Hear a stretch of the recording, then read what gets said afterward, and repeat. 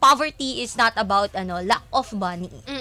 But it's lack of choices, options. So yun yung napagkait kay Mika.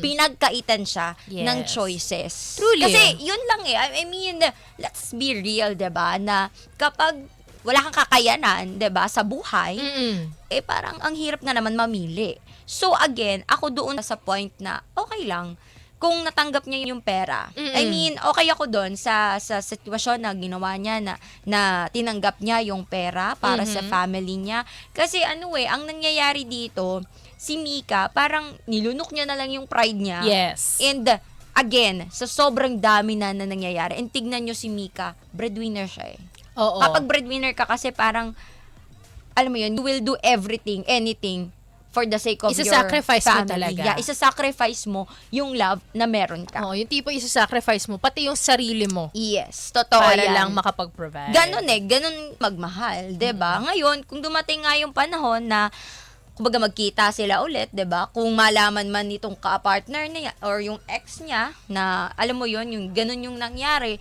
edi kung tatanggapin siya, edi okay pa rin. Yes. Pero kung hindi na, okay lang din. Truly. Kasi ang hirap mag-decide, lalo nga naman kung wala kang options. Totoo, alam mo sis, sabi nga ni Higantes Angono, magandang gabi sa'yo ha, Higantes Angono, sabi niya freedom of expression yan hindi naman siguro kaya tapatan niya ng pera ang paghihiwalay. Freedom of expression, yung pagmamahalan nila, I think, yun yung sinasabi ni Higantes.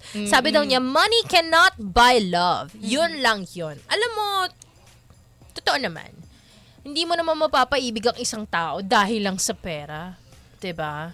Kumbaga, totoo naman yan. Money is earned nga, diba? Oo. And yung love is, earned din. din. Diba Oo. lahat naman, trust needs to be Oo. earned, diba? Lahat kailangan mong pagdaanan. Truly. Para ma-earn kung ano man yung meron ka ngayon. Yes. Alam mo, sabi rin ni Jelbien Belotindo, sabi niya, kung siya daw si Mika, jojowain pa rin daw niya si Adrian, tas manghihingi na lang daw siya ng pera. Win-win. Alam mo, ang naisip ko rin yan Jelbien. Alam mo, naisip ko din talaga yan. Alam mo, sabi ko, what if, tanggapin na lang ni Mika yung pera, kunwari naghiwalay sila ni Adrian, tas magbalikan sila.